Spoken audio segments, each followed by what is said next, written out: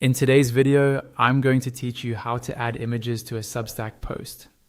Let's start from the very beginning. First, log into your Substack account using your usual details. Once you're in, look over to the left-hand side of the screen. You'll see a panel with a few different options.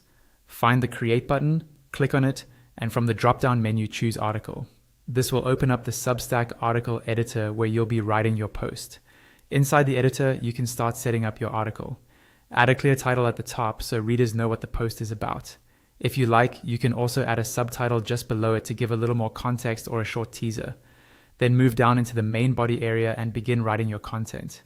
You can type or paste text just like you would in a regular document editor. Once you have some content in place, you're ready to add an image. Images are great for breaking up long blocks of text and making your post more engaging. To do this, look at the toolbar at the top of the editor. Find and click the image icon, which is the button used to insert images into your post. As soon as you click that icon, Substack will give you a few choices. You can upload an image from your computer, choose something from the Substack gallery, use stock photos, or even generate an image. In this walkthrough, we'll focus on uploading from your computer. Select the option to upload from your files, and your computer's file browser will open. Navigate through your folders to find the image you want to include in your post. Take a moment to choose a picture that really supports your content, whether it's a screenshot, a photo, or an illustration. Once you've found it, click on the file to select it, then press Enter or click Open.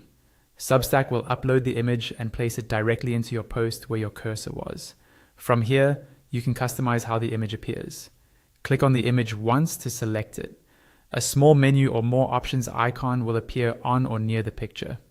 Click that and you'll see options such as editing the image, editing the caption, editing the alt text, adding a watermark, changing it to wide width or full width, or deleting the image if you change your mind. Use these tools to adjust the look, accessibility, and style of your image so it fits perfectly into your Substack post.